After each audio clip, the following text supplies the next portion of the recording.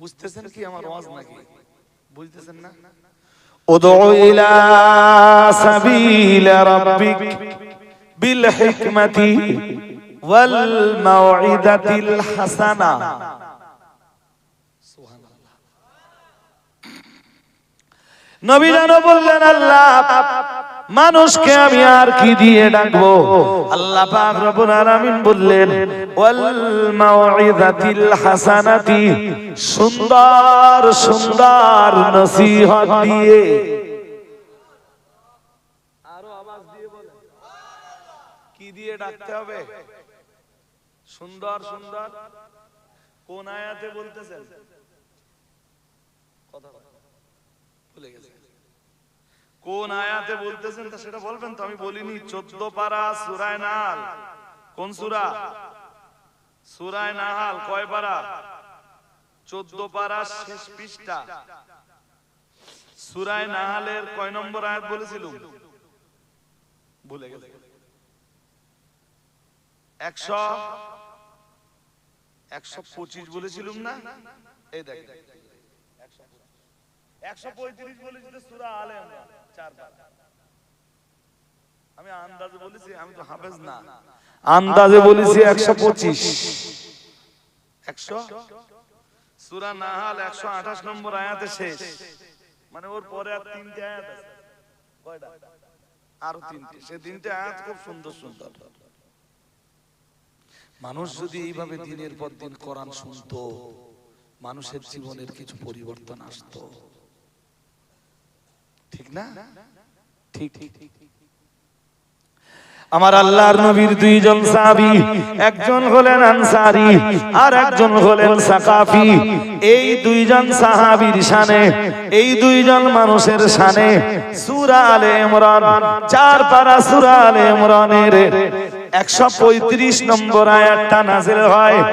ও বাবাজিরা ভাইরা, এরপরে হযরত ইমাম ফখরুদ্দীন রাজি তাফসিরে কবিরের ভিতরে লিখছেন, কানা কদ আখা বাইনাহুমা, কদ আখা বাইনাহুমা, প্রিয় নবী রাসূলুল্লাহ আর রাসূল সাল্লাল্লাহু আলাইহি ওয়াসাল্লাম, কানা কদ আখা বাইনাহুমা, প্রিয় নবী মুহাম্মদুর রাসূলুল্লাহ সাল্লাল্লাহু আলাইহি ওয়াসাল্লাম তাদের দুইজনের ভিতরে ভ্রাতৃত্বের বন্ধন তৈরি করে দিয়েছিলেন। আরো আওয়াজ দিয়ে বলেন, কিসের বন্ধন? ভ্রাতৃত্বের বন্ধন। যেটারে আরবিতে কি বলা হয় জানেন? আকদে মুআখাত। কি বলে? আকদে মুআখাত। অনেক মৌলবী জিজ্ঞেস করবেন, বলতে পারবে না। জিজ্ঞাবেন যে আকদে মুআখাত কি হুজুর?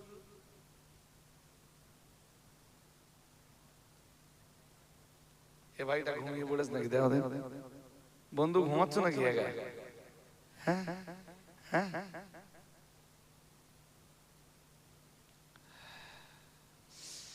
আকদে মুআখাত বা ভ্রাতৃত্বের বন্ধন হলো ভাই ভাইয়ের ভিতরে একটা মজবুত বন্ধন তৈরি করে।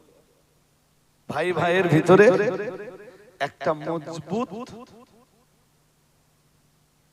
এখন সেই রবীন্দ্রনাথের রাখি বন্ধন আছে না?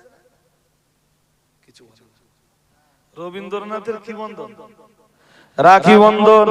যদিও রবীন্দ্রনাথের সেই রাখি বন্ধন এখন প্রেমের বন্ধনে পরিণত হয়েছে। ঠিক না ভুল? এখানে এমন কেউ নেই তো যে রাখি বেঁধে দিয়েছো? আওয়াজটাও স্লো হয়ে গেছে। কেউ নেই তো? আছে হয়তো, দুই একজন স্বীকার করবে নাকি? এরম ভালো মানুষ আছো কেউ? হ্যাঁ, সুতো টুতো বেঁধে নেছো এরম কেউ আছো? সুতো সুতো কেউ নেই।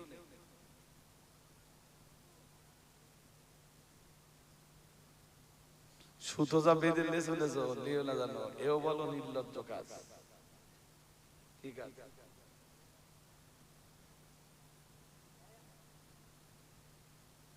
খবরদার। দেখো দেখো দেখো কি হয়। আসলে আরেকটু যদি আমি গুছিয়ে বলি, এর ফল কি দাঁড়াবে জানেন? রাসূলুল্লাহ এক সময় মক্কা থেকে মদিনায় চলে গেছে না? হ্যাঁ না বলেন না? মক্কায় রাসূলের যারা সাহাবী ছিলেন তারাও হিজরত করে মদিনায় চলে গেছে না? তাহলে এদের ঘর বাড়ি তো সব মক্কায়। ওই দেখো মাসাসিরা গল্প করতে বলে হুজুর মাল্লা, অথচ আপনারা কত মজার সাথে শুনছেন আমার কথা, আর আমিও কত মজা করে বলছি। কোরআন হাদিস বলছি না, বাইরে কিছু বলছি? একদম কোরআন হাদিস। কিন্তু কোরআন হাদিস বলছি এমন ভাবে যাতে আপনাদের বুঝতে অসুবিধা।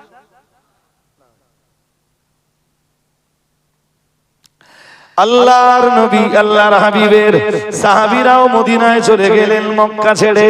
মক্কা ছেড়ে যারা মদিনায় গেলেন, ওদের ঘর বাড়ি, ওদের জমি জায়গা, ওদের টাকা পয়সা, ওদের অর্থ সম্পদ, ওদের ব্যবসা বাণিজ্য, ওদের কাজ কারবার, ওদের দোকানপাট, ওদের টাকা পয়সা সব মক্কায়।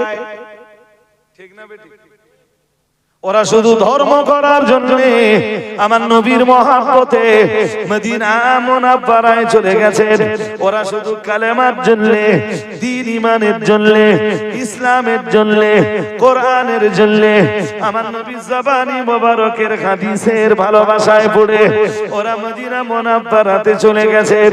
মদিনায় ওদের মাথা গুজবার মতো কোনো জায়গা নাই, রাত কাটানোর মতো কোনো জায়গা নাই। মদিনায় ওদের কোনো ঘর বাড়ি নাই, মদিনায় ওদের কোনো জমি জায়গা নাই, মদিনায় ওদের কোনো ব্যবসা বাণিজ্য নাই, মদিনায় ওদের কোনো খেজুর বাগান নাই।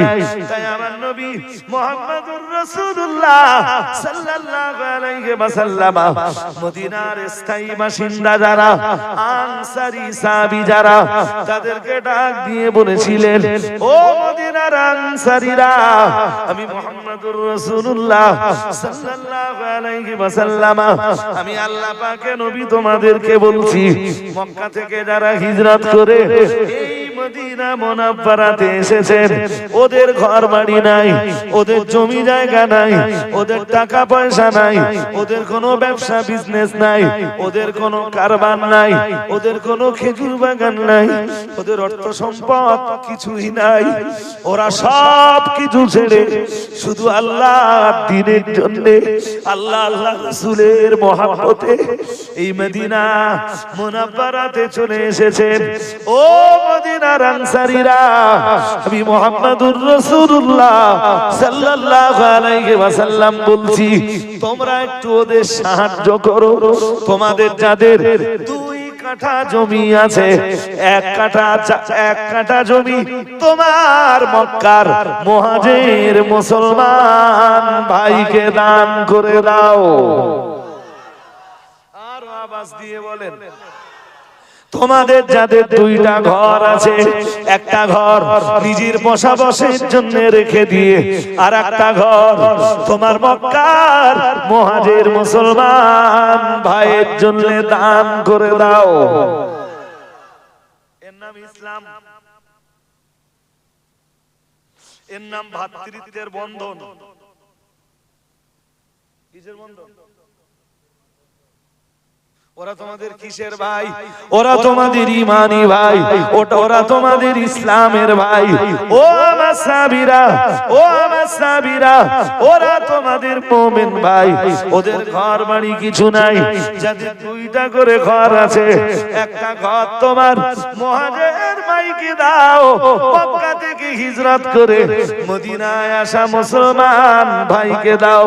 ও আমার বাবা, ও বাবাজিরা, বাইরা, আমার নবী বলেছিলেন, ও মদিনার স্থায়ী বাসিন্দারা, ও মদিনার সাহায্যকারী মুসলমানেরা, আমি মুহাম্মদুর রাসূলুল্লাহ সাল্লাল্লাহু আলাইহি ওয়াসাল্লাম বলছি, যাদের 2টা করে খেজুর বাগান আছে, একটা খেজুর বাগান তোমাদের মক্কার মুহাজির মুসলমান ভাইকে দিয়ে একটা খেজুর বাগান নিজের জন্য রেখে দাও। আর একটু মন খোলে, হাম লোক কেসা মুসলিম, আব্বা মরে যাবার পরে ভিটে বাড়ি ভাগ করানো গোলমাল হচ্ছে 2 ভাইয়ের ভিতরে, তাও মার পেটের ভাই। হাম লোক কেসা মুসলিম। বাবা মারা যাওয়ার পরে নারকেল গাছে নারকেল পাড়ানে গোলমাল হয়। নারকেল পাড়া, নারকেলের ভাগ, ঠিক বলছে না? পুকুরের মাছ ধরা নিয়ে ঝগড়া।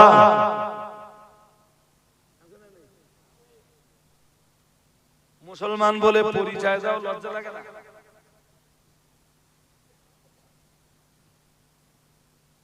জমিনের সীমানা নিয়ে মারামারি।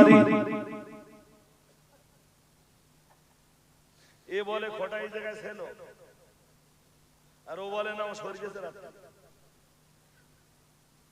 আছে না নেই? আরে হ্যাঁ না, জোর করে বলো। কোন মুসলমান?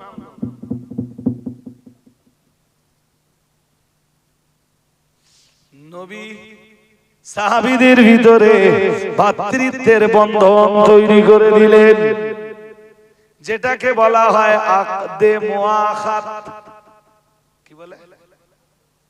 ভ্রাতৃত্বের দৃঢ় মজবুত বন্ধন। ওই যে ইমাম ফখরুদ্দিন রাজি ওই আয়াতের তাফসীর করতে যে, মানে সূরা আলে ইমরানের 135 এর তাফসীর করতে যে বলতেছেন না, ওয়ার রাসূলু কানা কদ আখা বাইনাহুমা। রাসূলুল্লাহ ওই আনসারিয়া সাকাফির ভিতরে ভ্রাতৃত্বের বন্ধন তৈরি করে দিয়েছিলেন। সুবহানাল্লাহ। আরো আওয়াজ দিয়ে বলুন। এবার ভ্রাতৃত্বের বন্ধনটা বোঝা গেছে বন্ধু? হ্যাঁ, তো ঘোড়ার ডিম আমার কথা শুনে যদি না বুঝতে পারে, কিন্তু তা আমি বক্তা কি জানি? আমার মাঠে ছাগল চড়ানো,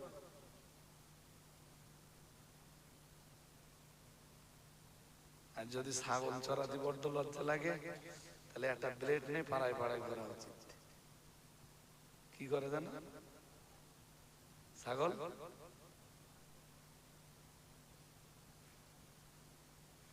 বুঝতে পারছি। তুমি যদি কোরআন হাদিস না বোঝো, তা একটা প্লেট নিয়ে পাড়ায় পাড়ায় ঘুরে বেড়া।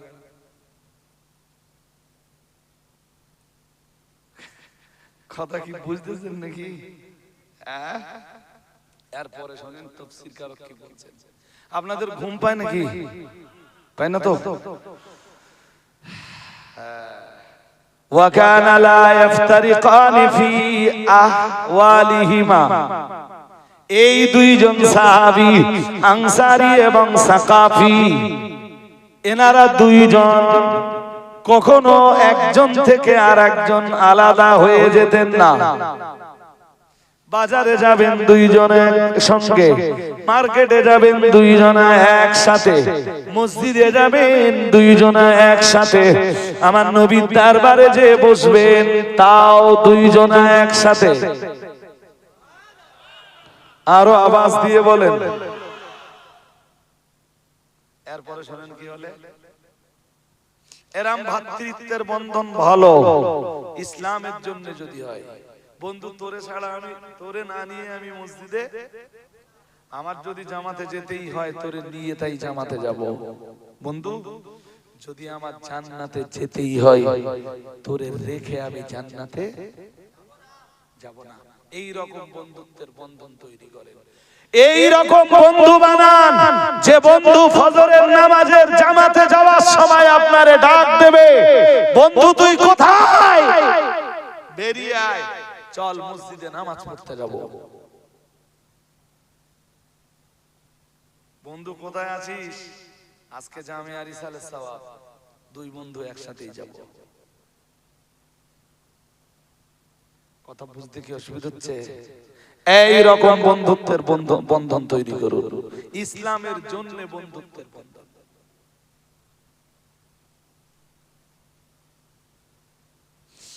আল্লাহর আরশের তলায় হাসরের মাঠে 7 শ্রেণীর মানুষ ছায়া পাবে। কয় শ্রেণী? জোরে বলো। অরজুলানি তাহাব্বা ফিল্লাহি ইজতামা আলাইহি ওয়া তাফাররাকা আলাইহি। أو كما قال عليه السلام محمد رسول الله صلى الله عليه وسلم নবী আমায় জানিয়ে দিয়েছেন আল্লাহর হাবিব জানিয়ে দিয়েছেন রাজুলান আর ওই দুই ব্যক্তি হাসরের ময়দানে আল্লাহর আরশে আজিমের তলায় ছায়া পাবে যারা দুইজন একজন অন্যজনকে মহব্বত করেছিল ফিল্লাহ আমার আল্লাহর জন্য দুইজনের প্রত্যেকেই একজন অন্যজনকে মহব্বত করেছিল আমার আল্লাহর খুশির জন্য আমার আল্লাহর রেজামন্দির জন্য আমার আল্লাহর সন্তুষ্টির জন্য আরো আওয়াজ দিয়ে বলো বন্ধুত্ব হবে কার জন্যে আবার যদি বন্ধুত্ব কোনোদিন ছেড়ে দিতে হয় বন্ধুত্ব যদি কোনোদিন ত্যাগ করতে হয় সেটাও হবে কার জন্যে এরা আল্লাহর আরশে আজিমের ছায়ার তলে জায়গা পাবে তোরে ভালোবাসতাম তুই একদিন মদের আসরে ছিলি তুই মদের আসরটা আমার সাথে বন্ধুত্ব হওয়ার কারণে তুই মদের আসরটা ত্যাগ করেছিলি তোর সাথে বন্ধুত্বের বন্ধন তৈরি করেছিলাম আজ তুই আবার নতুন করে মদের আসরে চলে গেছিস তাই আজ থেকে তোর সাথে আর কোনো সম্পর্ক জোরে বলুন কথা বুঝতে অসুবিধা হয় হ্যাঁ কোরআন হাদিস শুনছেন না শুনছেন না জোরে বলুন শুনছেন তাহলে একটু আলহামদুলিল্লাহ বলুন এবার আমি কি বেকার বেকার কথা বলছি না কাজের কথা বলছি সবগুলোই কাজের কথা বলছি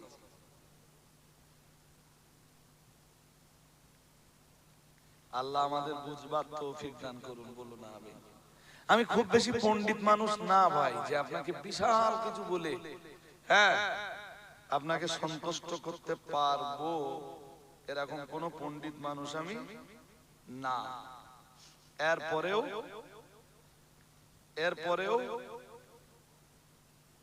চেষ্টা তো করি আল্লাহ কবুল করে নেন বলো না আমিন সে নেট বন্ধ করে রেখেছি তা সে মনেই থাকে না আমার নেট সাধারণত বন্ধ করি না তো কখন যে বন্ধ করেছি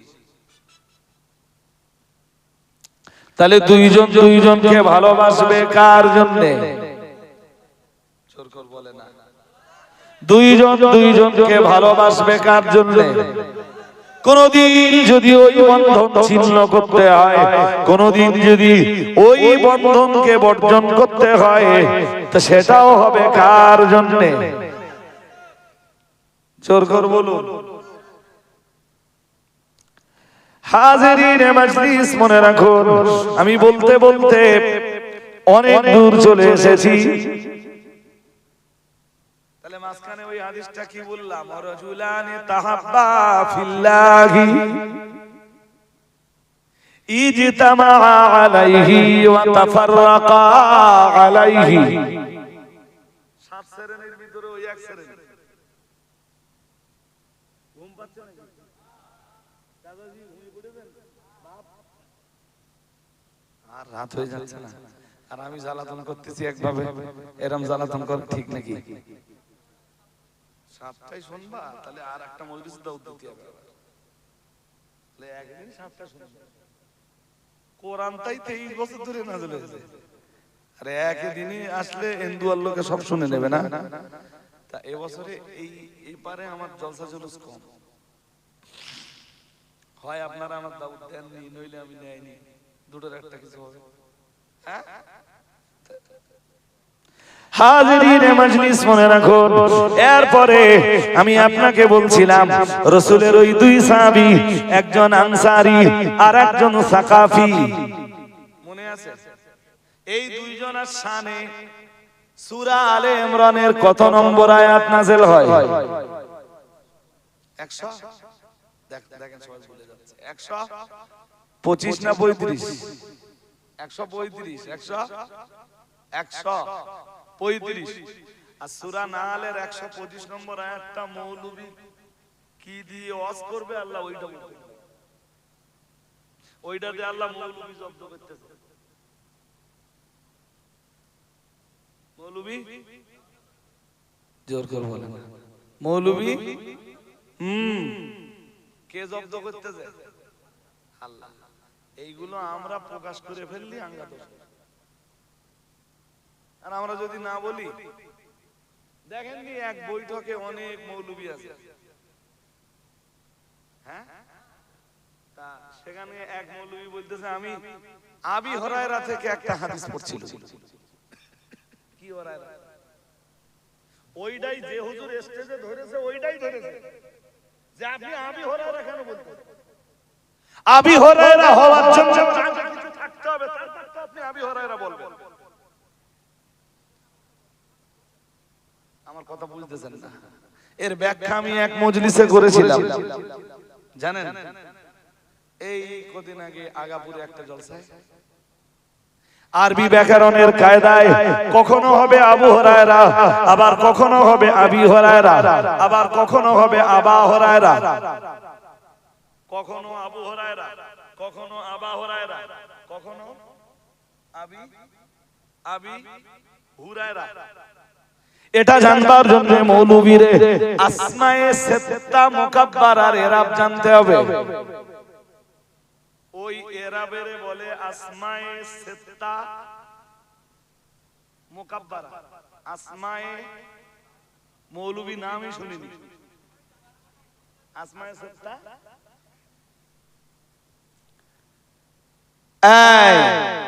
তুমি যদি না জানো, আঙ্গা মেগা মাদ্রাসা তুমি তো হারাম ফতোয়া দিচ্ছ। আমাদের মেয়েদের কাছে যে গেলে আমাদের মেয়েরা বলে দিতে পারবে তোমায় কখন আবু হুরায়রা হবে, কখন আবি হুরায়রা হবে, আর কখন আবা হুরায়রা হবে।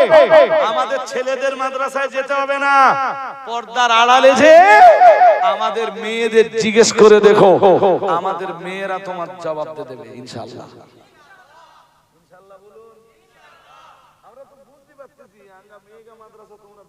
কেন করতেছো?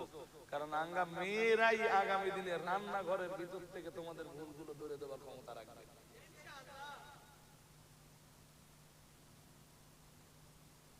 স্বামী অশুনে বাড়ি আসবে আর বলবে তোমাকে হুজুর যা ওয়াজ করে সব জাল।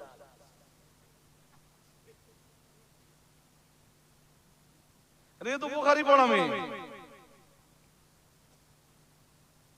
আর ও মাল যে ওয়াজ করেছে ও তো বুখারী চোখেই দেখিনি।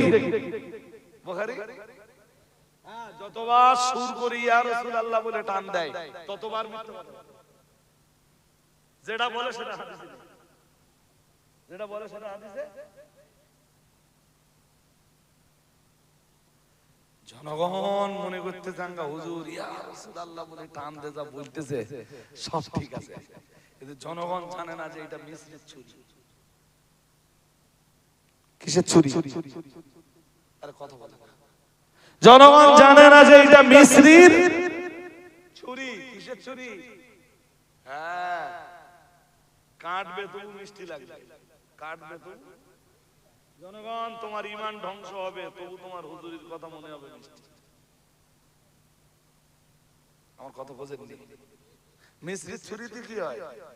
ছুরি যদি মিসরিতে হয়, ছুরি মানে তো কেটে দেবে, দেবে না? কিন্তু কি লাগবে? মিষ্টি লাগবে। তোমার হুজুরির ওই যে সুর, ওই সুর তোমার মিষ্টি লাগবে, কিন্তু হুজুর তোমার ঈমান আমান ইসলাম সব শেষ করে দে বাড়ি যাচ্ছে, তুমি টের পাবা না। তুমি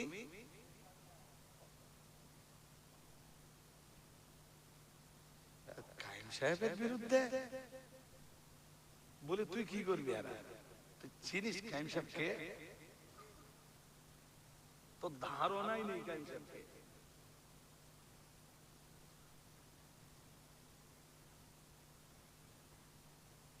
আর একটা সেদিন দেখেছেন যে ওই শুধু মুখ দেখা যাচ্ছে না, শুধু ভুঁড়ি দেখা যাচ্ছে। আরে হ্যাঁ না বলে, হ্যাঁ, সেটা লাইভে আসবে না, শুধু কি দেখাচ্ছে?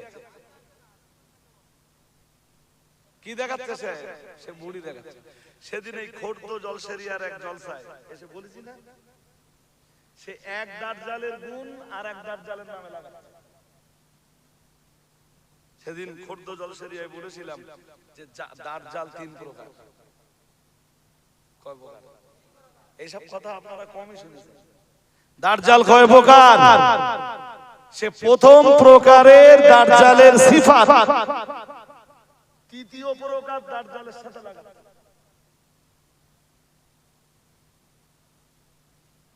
সে নাকি আবার বহুদিন ধরে হাদিস পড়ে গেছে।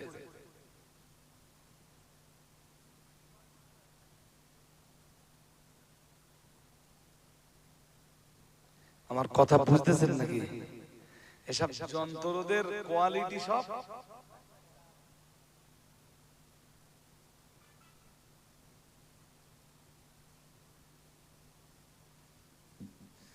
আল্লাহ আমাদের বুঝবার তৌফিক দান করুন। বলুন আমিন, বলুন না আমিন। রাজা আলী সাহেব কম বুঝলেও আমি সত্যি কম বুঝি ভাই, তবে আমি যেই মানুষটার অনুসারী আমি বিশ্বাস করি সেই মানুষটা দেশের মুহাক্কিক আলেম, বর্তমান বাংলার শ্রেষ্ঠ আলেমে দ্বীন। সন্দেহ আছে? আরে জোর করে বলো না কেন? সন্দেহ আছে? আমি কোন জাহেলের অনুসারী নই, আমি কোন দেওয়ানবাগীর অনুসারী নই। দেওয়ানবাগীর পেট দেখেন না? আমি দেওয়ানবাগীর অনুসারী। আরে কথা বলো না কেন?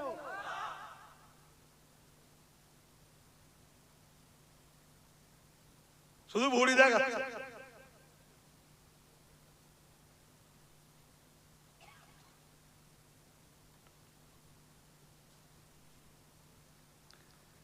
আমি জানি যে আমি পথ চালিয়ে গেলে আপনারা অনেকক্ষণ অসুবিধা, বাট আমার এখন একটা দাউত আছে। হ্যাঁ, এই মরেছে নাকি? বলে এই মরেছে, সত্যি সত্যি দাউত আছে। এরপরে কি হলো শুনেন।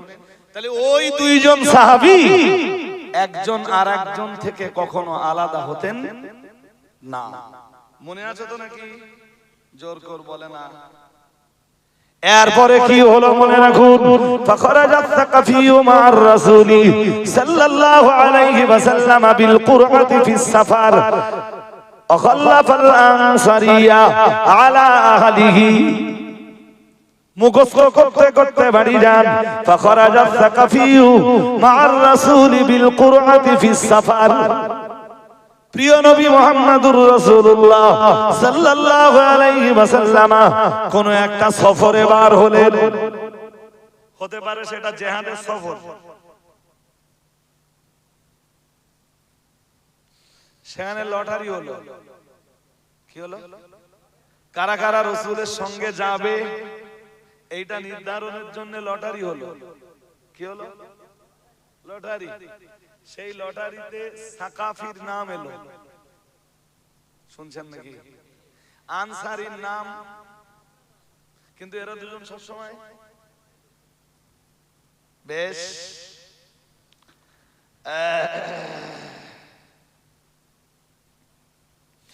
আনসারী মদিনায় থেকে গেল তো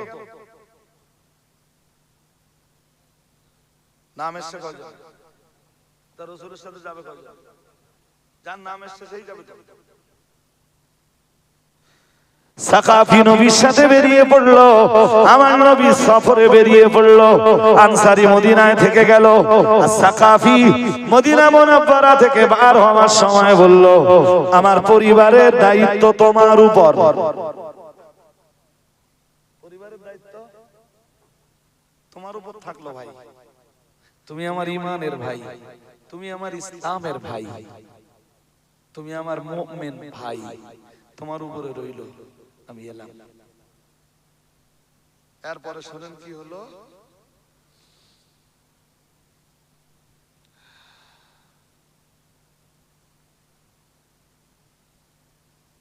এই আনসারী একদিন,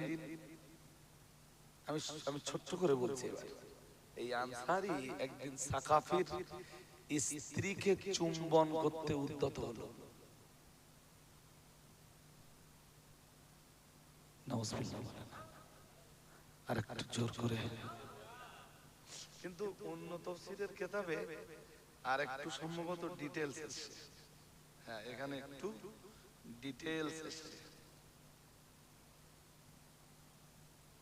এটা তাফসীরে রুহুল মানি, তাফসীরে রুহুল মানিতে এসে কদ ইখতাসালাত ওয়া হিয়া নাসিরাতুন শারাহা ফাওয়াকাত ফি নাফসিহি ফাদাখালা ওয়া লাম ইস্তাদিন হাত্তা ইনতাহা ইলাইহা। মানে সাকাফির স্ত্রী গোসল করে, মেয়েদের চুল লম্বা, তো ওই চুলের পানি ঝাড়তে গেলে চুল তো ছেড়ে দিতে হবে, দিতে হবে না? এই দৃশ্যটা যেভাবেই হোক আনসারীর চোখে পড়ল। তখন আনসারীর মনের ভিতরে একটা কুমতলব, খারাপ বাসনা তৈরি হলো। হাদিস শরীফ বিবরণ দিয়েছে প্রিয় নবী মুহাম্মদুর রাসূলুল্লাহ সাল্লাল্লাহু আলাইহি ওয়াসাল্লাম, নবী আমার জানিয়ে দিয়েছেন ইন্নাশ শাইতানা ইয়াজরি মিনাল ইনসানি মাজারাদ দাম আও কামা ক্বালা আলাইহিস সালাম। দয়ান নবী মুহাম্মদুর রাসূলুল্লাহ সাল্লাল্লাহু আলাইহি ওয়াসাল্লাম, নবী আমার জানিয়ে দিয়েছেন ইন্নাশ শাইতানা, নিশ্চয়ই শয়তান, ইয়াজরি মিনাল ইনসানি মাজারাদ দাম, শয়তান মানুষের ভিতরে চলাফেরা করে শিরা উপশিরায় রক্ত চলাফেরা করার মতো। এরপরে তো মানুষের ভিতরে নাফস আছে, নাফসের তো একটা চাহিদা আছে, আছে না নেই? জোর করে বলেন। দৃশ্যটা চোখে পড়ে গেল আনসারীর। সাকাফির স্ত্রী গোসল করে চুল কি ঝাড়ছিল, চুল বিন্যস্ত করে চুলের পানিগুলোকে চুলের পানিগুলোকে ফেলছিল। ওই সময় ফাওয়াকাত ফি নাফসিহি ফাদাখালা ওয়া লাম ইস্তাদিন হাত্তা ইনতাহা ইলাইহা। ওই সময় আনসারী উদ্যত হলো, এগিয়ে চললো। আনসারী এগিয়ে চললো সাকাফির স্ত্রীর দিকে এগিয়ে চললো। ও বাবাজিরা ভাইরা,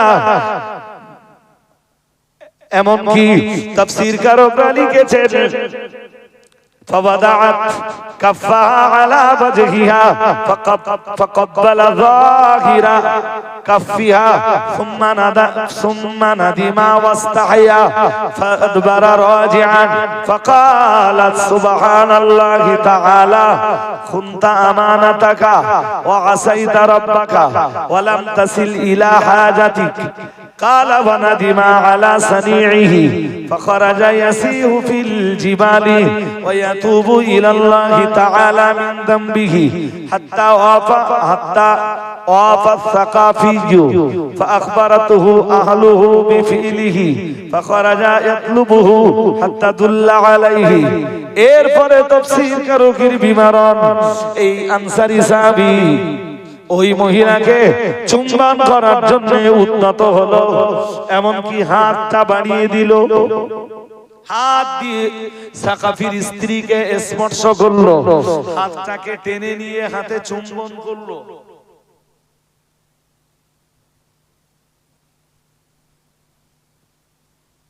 আল্লাহর বান্দি ওই মহিলা বলল, হে আল্লাহর বান্দা, তুমি আল্লাহরে ভয় করো। তোমার কাছে আমার স্বামী আমাকে আমানত হিসাবে রেখে গেছে, তার পরিবারের দায়িত্ব। রাহমাতুল লিল আলামিন মুহাম্মদুর রাসূলুল্লাহ সাল্লাল্লাহু আলাইহি ওয়াসাল্লাম বিশ্বনবীর সঙ্গে আমার স্বামী বার হওয়ার সময় তার পরিবারের দায়িত্ব তোমার উপরে অর্পণ করে গেছে, তুমি তার আমানতের খেয়ানত করছো। আনসারী সাহাবী বড় লজ্জায় পড়ে গেলেন। ঠিকই বলছে আল্লাহর এই বান্দি, আমার সাকাফি ভাই, আমার এই সাকাফি ভাই, আমার ইমানি ভাই, আমার ইসলামের ভাই, আমার কালেমার ভাই, তিনি আমার নবীর সঙ্গে যাবার সময়, সফরে বার হবার সময় তার পরিবারের দায়িত্বটা আমার উপরে দিয়ে গেছেন। আমি তার স্ত্রীর সঙ্গে বেয়াদবি করার রাস্তা বেছে নিয়েছি, আমি অশ্লীলতায় লিপ্ত হয়েছি, আমি নোংরামিতে লিপ্ত হয়েছি। নিজে প্রচন্ড লজ্জিত হলো, ওখান থেকে বেরিয়ে পড়লো। ও বাবাজিরা ভাইরা, গভীর ভাবে মনে রাখো, আমার নবীর ওই আনসারী সাহাবী পাহাড়ের উপরে চলে গেল। পাহাড়ের উপরে যে তওবা করতে লাগলো, আমার আল্লাহর কাছে তওবা করতে লাগলো।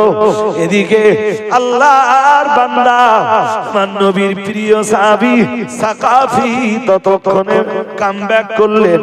আমার নবী মদিনা মুনাওয়ারাতে ফিরে এলেন। ফাখবারাতুহু আহলুহু বিফিলিহি, আনসারী যা করেছে।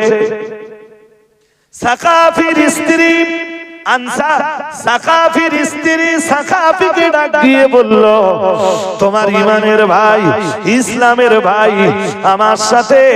আমার সাথে এই ব্যবহার করেছে। ফাখরাজা ইয়াতুলুবুহু, আল্লাহর নবীর এই সাকাফি সাহাবী আনসারী সন্ধানে বেরিয়ে পড়লেন। ও বাবাজিরা ভাইরা, হাত্তাদুল্লাহ আলাইহি ফাওয়াফাকাহু সাজিদান ওয়া হুয়া ইয়াকুলু রব্বি যামবি যামবি যামবি ذنبي قد خنت أخي فقال له قم يا فلان فانطلق إلى رسول الله صلى الله عليه وسلم فاسأله عن ذنبك لعل الله أن يجعل لك فرجا وتوبة ديا النبي محمد রাসূলুল্লাহ সাল্লাল্লাহু আলাইহি ওয়াসাল্লাম আমার এই নবীর সাকাফি সাহাবী আনসারীর সন্ধানে বেরিয়ে পড়লেন।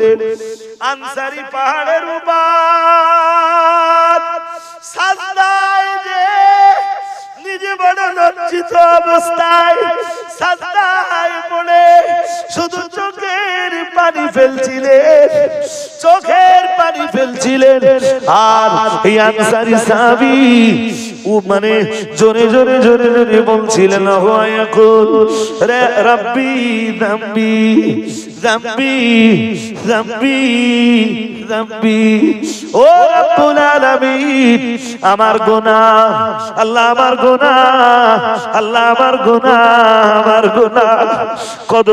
কদ খুনতু আখি, আল্লাহ আমি আমার ভাইয়ের আমানতের খেয়ানত করেছি, আল্লাহ আমি আমার ভাইয়ের আমানতের খেয়ানত করেছি।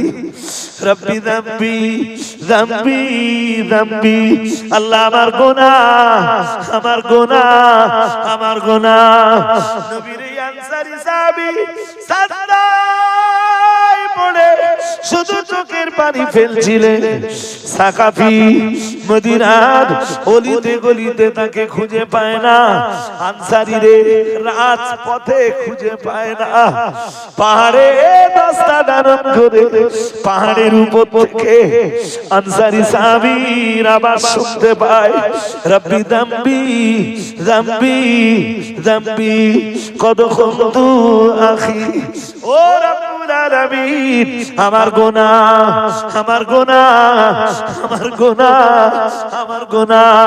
আমি আমার ইমানি ভাইয়ের আমানতের খেয়ানত করেছি। নবীর ওই সাকাফি সাহাবী আনসারীর কাছে চলে গেলে, ও আমার আনসারী ভাই কেঁদো না, তুমি আর কেঁদো না, সাজদা থেকে মাথা তোলো, সাজদা থেকে মাথাটা ওঠাও, চলো না আমার নবীর কাছে চলে যাই।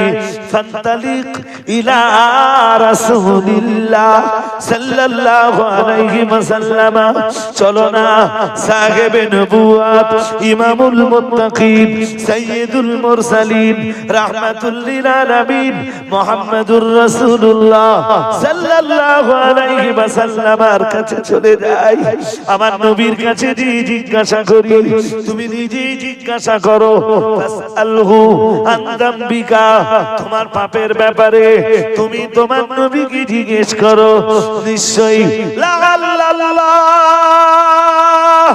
আইয়াজআলা লাকা ফারাজান ওয়া তাওবাতান, নিশ্চয়ই আল্লাহ তাআলা, আল্লাহ পাক তোমাকে তোমার এই গুনাহ থেকে বেরিয়ে আসবার কোন রাস্তা তৈরি করে দেবে। আল্লাহ তাআলা নিশ্চয় তোমার তওবা কবুল করে নেবে। চলো তুমি আমার নবীর দরবারে যাই। ফাকবালা মাহু হাত্তা রাজা ইলাল মদিনাতি ওয়া কানা যাতা ইয়াউমিন ইনদা সালাতিল আসর নাযালা জিবরিল আলাইহিস সালাম বিতাবাতিহি ফাতালা ওয়াল্লাযীনা ইযা ফাআলু ফাহিশাতান। প্রিয় নবী মুহাম্মদুর রাসূলুল্লাহ সাল্লাল্লাহু আলাইহি ওয়াসাল্লাম ওই আল্লাহ পাকের নবীর ওই সাকাফি সাহাবী তার আনসারী ভাইকে নিয়ে আমার নবীর দরবারে যখন চলে এলেন মদিনা মুনাফফারায়, তখন আসরের নামাজের সময় চলছে। আনসারীরে সঙ্গে নিয়ে আমার নবীর দরবারে চলে এলেন, আর আমার নবীর কাছে ততক্ষণে ফেরেশতা জিবরিল আমিন আলাইহিস সালাম চলে এলেন। আল্লাহর ফেরেশতা জিবরিল আমিন আলাইহিস সালাম এসে আমার নবীর একটা আয়াত শুনিয়ে দিলেন, ওয়াল্লাযীনা ইযা ফাআলু ফাহিশাতান। খুব মন দিয়ে আপনাদের শুনতে হবে।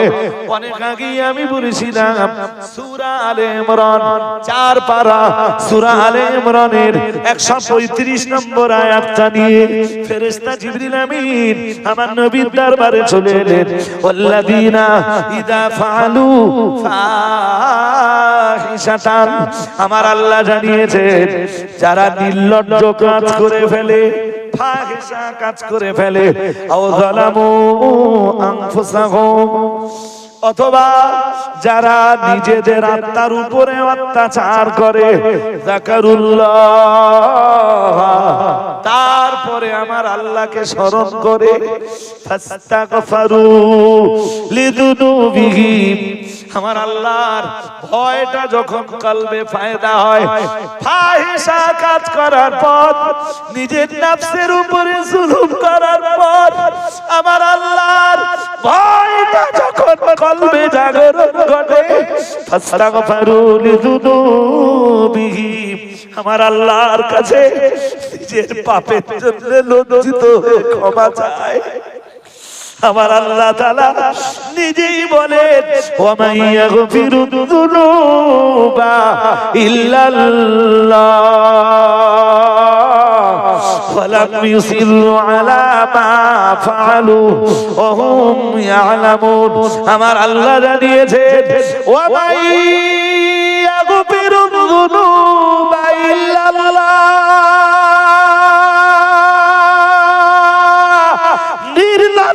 কাজ করার পরে, ফাহিশা কাজ করার পরে, অশ্লীল কাজ করার পরে, নোংরা কোনো পাপ করার পরে, খাঁটি অন্তঃকরণ নিয়ে আমার আল্লাহর কাছে কেউ যখন ক্ষমা চায়, ওয়া মান ইয়াগফিরুদ যুনুবা ইল্লা আল্লাহ, কে আছে আল্লাহ ছাড়া ক্ষমা করে দেওয়া। আরো আওয়াজ দিয়ে বলেন, সাহাবীরে আল্লাহ মাফ করে দিয়েছেন না?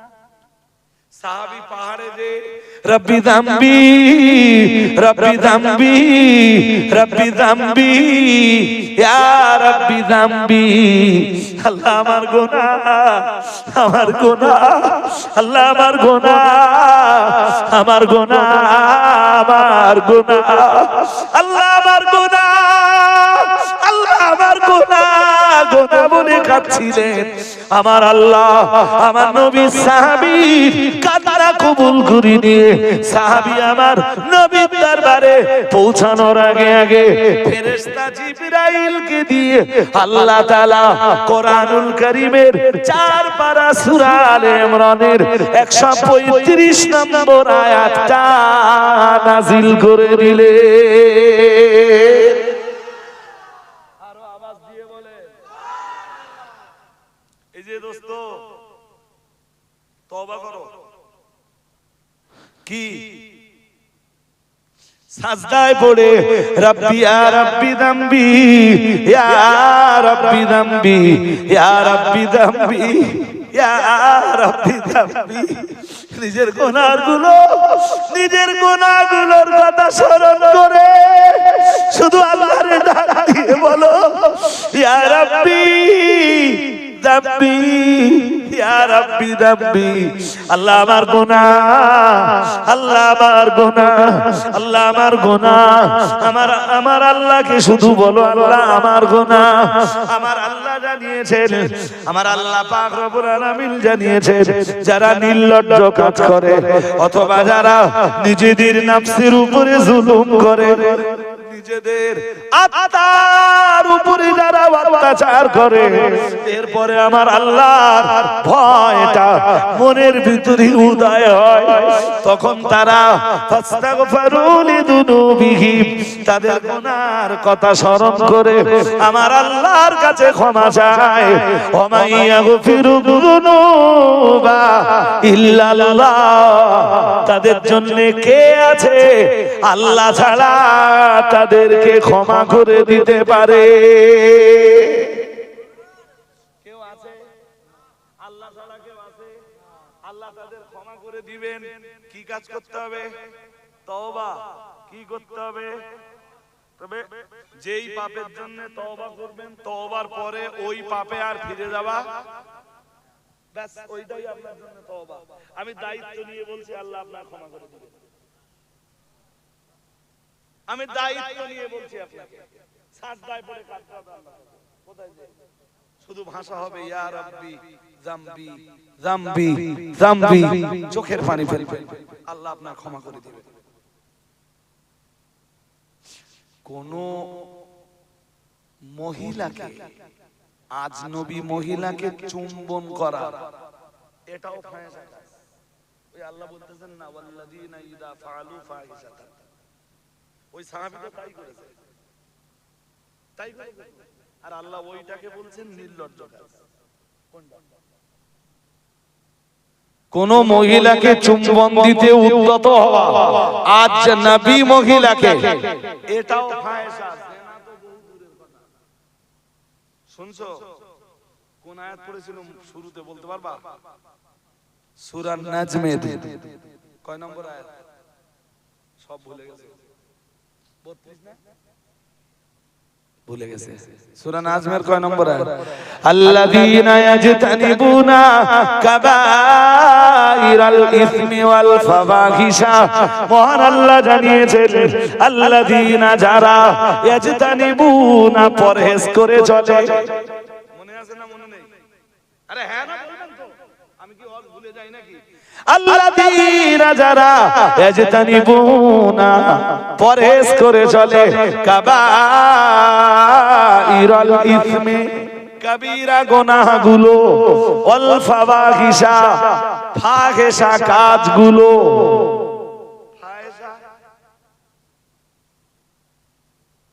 আজনবী মহিলাকে এইভাবে টাচ করা ইচ্ছাকৃত, ও ফাহিশা, ও নির্লজ্জ, ও কি হাতে সুতো বেঁধে নেওয়া। জোর করে বলেন। হ্যাঁ? আর আমাদের দেশে টুই মাথায়দের রাত 12টার সময় মুরিদ বানাতে যাচ্ছে, সেটাও নাকি নির্লজ্জ না। হুজুর বলতে ওতে কুলু আছে। কি আছে? হুজুর কি বলতে? কথা বলেন না, জানেন না বোধহয়। টুই মাথায়দের রাত 12টায় ধরা পড়তেছে, মাছ ধরের ভিডিও প্রকাশ পাচ্ছে। আমার কথা বুঝেননি? হ্যাঁ, তারপরেও আর এক হুজুর স্টেজে উঠে বলতেছে ওতে কুলু আছে। কি আছে? আল্লাহ বলতেছেন ফায়েশা কাজ, আর হুজুর বলতেছে কি আছে? কুলু আছে। কি হুজুর বলেন? এ সহ্য করতে পারবেন আপনি?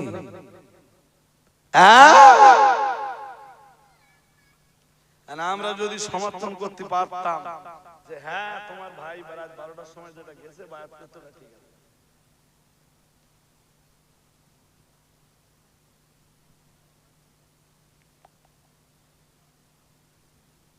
আর কথা কিছু বুঝতেছেন নাকি?